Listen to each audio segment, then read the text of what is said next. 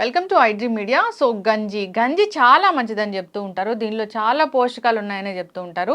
So ఒకప్పుడు అంటే జనరల్గా గంజి తీసుకునే అలవాటు ఉండేది. ఇప్పుడు గంజి వాచడం అలాంటివి ఏమీ లేవు. సో రైస్ని అలాగే కుక్ చేసుకొని తీసుకుంటే గంజిలో ఉన్న పోషకాలన్నీ మనకు లభిస్తాయా?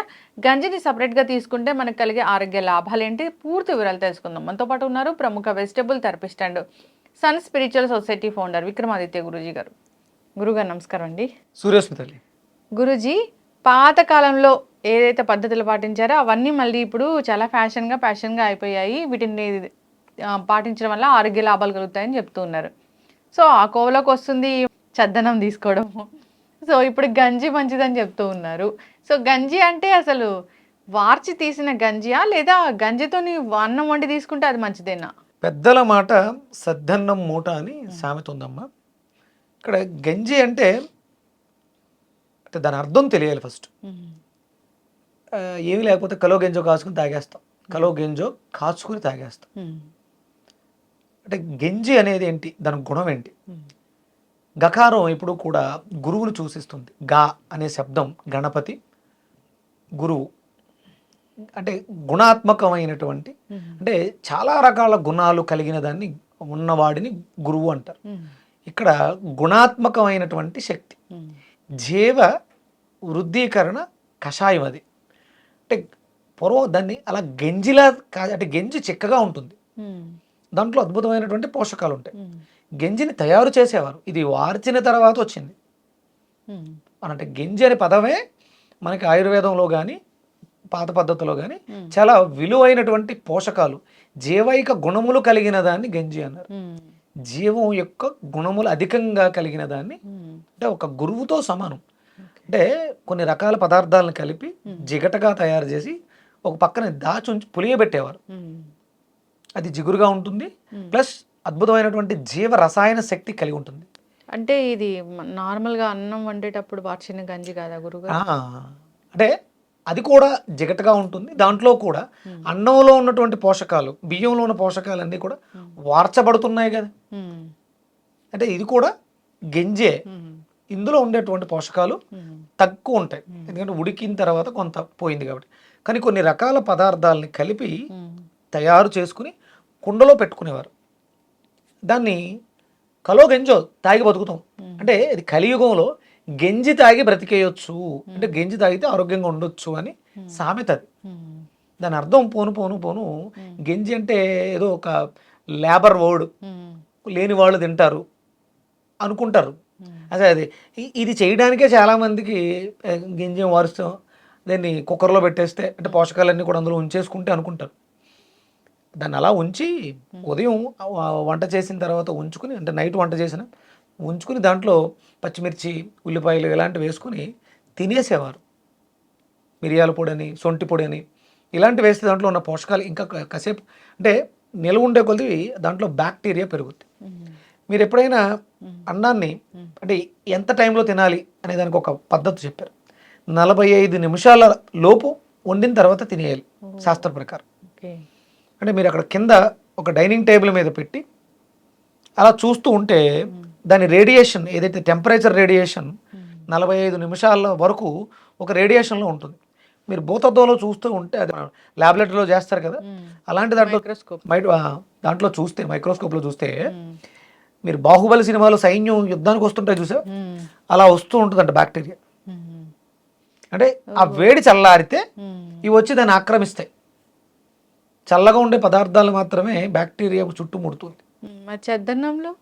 చెద్దన్నంలో గుడ్ బ్యాక్టీరియా ఉంటుంది. గుడ్ బ్యాక్టీరియా ఫామ్ అవ్వాలి, దాని ఫార్మేషన్ కోసం చేస్తాం. ఇక్కడ అంటే మరీ అతిగా ఎక్కువ చల్లగా ఉన్న పదార్థాలు ఫ్రిడ్జ్లో పెట్టినవి అవి తినకూడదు. అంటే కొన్ని పదార్థాలు వండిన వెంటనే వేడివేడిగా తినాలి, అది శాస్త్రం ధర్మం చెప్పింది. కొన్ని పదార్థాలు పులియబెట్టుకుని తినాలి, ప్రోబయాటిక్ కావాలి దానికోసం. అంటే అది ఎప్పుడైతే నిలవ ఉంటుందో దాంట్లో ఈస్ట్ పెరుగుతుంది. మీరు ఎప్పుడైనా ఈస్ట్ని తింటాం చూసారా? నేను తింటాను. ఈస్ట్ గ్రాన్యూల్స్, బ్రేవర్స్ ఆఫ్ ఈస్ట్ అని దొరుకుతుంది మనకి. కేక్స్లో వేస్తారు, అంటే అదే ఉబ్బడానికి వాడుతూ ఉంటారు. కానీ అది అందులో అంటే మనకు ఇప్పుడు ఈ రోజుల్లో అమ్మమ్మలు నానమ్మలు లేరు కాబట్టి చద్దన్నాలు లేకపోతే నిలవ పచ్చళ్ళు ఇవి లేవు మనకి. అందుకని ఏంటంటే ఈ ఈస్ట్ను కొనుక్కుని పాలలో కలుపుకుని నేను డైలీ ఒక స్పూన్ ఈస్ట్ తింటాను, బ్రేవర్స్ ఆఫ్ ఈస్ట్ బాగుంటుంది. బూజు ప్రోబయాటిక్ ఎనర్జీ, అది గట్ హెల్త్ని మెరుగుపరచుకోవడానికి. మనకి అది శాస్త్రంలో గంజి రూపంలో ఉందిగా ఇంట్లో. అన్నం వార్చిన తర్వాత పెట్టుకోవచ్చు, లేదంటే శుభ్రంగా బియ్యాన్ని ఏపి బాగా మెత్తగా పొడి కొట్టి బియ్యాన్ని బార్లీని కొంచెం మిరియాలు సొంటి పొడి వేసి బాగా మరగబెట్టి పక్కన పెట్టేయండి. ఉదయం లేచిన వెంటనే పెట్టండి. మధ్యాహ్నం లోపు అది కొంత పులుస్తుందిగా, 12 గంటలు పులిసిందిగా, దాంట్లో అద్భుతమైనటువంటి ఎనర్జీ ఉంటుందిగా. గుణాత్మక జీవ శక్తి కలిగినటువంటి పదార్థం అది. దానికి ఇంకా అరగడానికి టైం ఏమైనా కావాలమ్మా? వెంటనే మీకు ఎనర్జీ ఎలా వస్తుంది? కొంచెం నిమ్మకాయ పిండుకొని ఉప్పు వేసుకుని తాగితే అమృతం, అద్భుతం. అమృతం అంటే ఏంటి? ఆయుష్ని పెంచుతుంది. జీవైక అమృతం. ఇంకంతకన్నా చెప్పేది ఏముంటుంది దీనిలో ఆరోగ్య లాభాలంటే? అంటే ఆ పదాలు అంటే మనకు దాని విలువ తెలియక గంజి ఏంటి అన్నట్టు ఉంటుంది. గంజి అది గురుతత్వాన్ని కలిగి ఉంది.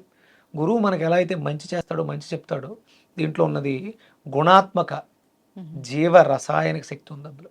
ఓకే. అయితే గురూజీ, గంజి జనరల్గా మనం రోజు రైస్ వండినప్పుడు వచ్చే గంజి మాత్రమే బెస్టా, లేదా రకరకాల మిల్లెట్స్ అలాంటి గంజి అయినా తీసుకోవచ్చా? అదే మన ఓపిక. ఇప్పుడు అంటే మిల్లెట్ ఎవరో కూడా వార్పుడు విషయం అనేది లేదమ్మా, వార్చటం అనేది లేదు. అవును. అసలు ఫస్ట్ అసలు అన్నం వండే విధానమే మారిపోయింది. ఫస్ట్ అన్నం వండడానికి ఒక విధానం ఉంది. నీళ్లు పొయ్యి మీద ఎసరు మరుగుతూ ఉంటుంది, చాలా టెక్నాలజీ ఉంది దాంట్లో. ఇప్పుడు బియ్యం కడిగేసి పెట్టేస్తున్నారు. బియ్యం కడిగి పక్క నుంచి ఎసరు మరిగిన తర్వాత, ఎసరు మరుగుతున్న తర్వాత ఎసట్లో బియ్యం వేయడం ఉంది, ఎసరు అని పెట్టడం జరిగింది. ఎవరన్నా చేస్తున్నారా? చాలా ఉంది దాంట్లో. మనం దాని గురించి మాట్లాడాలంటే ఇంకొక ఎపిసోడ్ చేయాలి, తర్వాత చేద్దాం. అది ఆ పద్ధతి ప్రకారం అప్పుడు దాన్ని వారిస్తే అందులోంచి వచ్చేటువంటి అంటే మిగతా అందులో పోయే పోషకాలు గంజి రూపంలో వస్తున్నాయి. అయిపోయిన తర్వాత కొంచెం నిమ్మకాయ ఉప్పు వేసుకుని తాగేయచ్చు, ఎక్కడికి పోవుగా. వేరే వాటి కోసం వెంపర్లాడక్కర్లేదు. కొంచెం పౌడర్ తయారు చేసుకుని, అంటే ప్రతిదీ కూడా భారతదేశం అంతా కూడా పులియబెట్టడం ద్వారా శక్తిని అధికంగా ఉన్నదాన్ని 10 చేసుకుని తినడం అలవాటు భారతదేశంలో. మనకున్న సాంప్రదాయం అది. పులియబెట్టిన దాంట్లో ప్రోబయాటిక్ ఎక్కువగా ఉంటుంది కాబట్టి మనకెవరికి కూడా గుడ్ మార్నింగ్ చెప్పాల్సిన అవసరం లేదు. ఎందుకు గుడ్ మార్నింగ్ చెప్పలేదు అంటే వాడికి మోషన్ ఫ్రీగా అవ్వలేదు. మనం ప్రతిరోజు కూడా శుభోదయమే ఇలాంటి గంజులు అవి తాగడం వల్ల. గురుగారు చాలా చక్కగా చెప్పారండి. గంజి అంటే అది గురుతత్వం కలిగింది, ఇంకా దానికి తిరుగులేదు. చాలా దివ్య ఔషధమే. తీసుకుంటే ఆరోగ్య లాభాలు అవి ఇవి అని కాదు, సో అన్ని రకాలుగా ఆరోగ్య లాభాలు చేకూరుతాయి, అమృతంతో సమానమని చెప్పారు. మీరు చెప్పిన పద్ధతిలో గంజి తయారు చేసి తీసుకోవాలని కోరుకుందామండి. సో చెప్పిన పద్ధతి అంటే అది పూర్వీకులు ఎప్పటి నుంచో ఉన్నది. సో అప్పటి వాళ్ళు చాలా స్ట్రాంగ్గా ఉన్నారు. పిల్లలకి, వృద్ధులకి, వీళ్ళకేమో అరుగుదల ఉండదు, వాళ్ళకేమో తగ్గిపోతుంది. వీళ్ళిద్దరికి చాలా అమృతంలో పనిచేస్తుంది. అంటే ఒకప్పుడు పాత పద్ధతులు అవన్నీ మర్చిపోయాం కాబట్టి అనారోగ్య సమస్యలు వస్తున్నాయి. మీలాంటి వారు ఇలాంటివి గుర్తు చేస్తూ ఉంటారు. సో పాటించాలని కోరుకుందాం, ఆరోగ్యంగా ఉండాలని కోరుకుందాం. B12 కానీ ఇలాంటి డెఫిషియన్సీస్ వస్తున్నాయి అన్నప్పుడు కారణం పోషక విలువలు లేని, పోషకాలు లేని ఆహారాలు తీసుకోవడం వల్లే.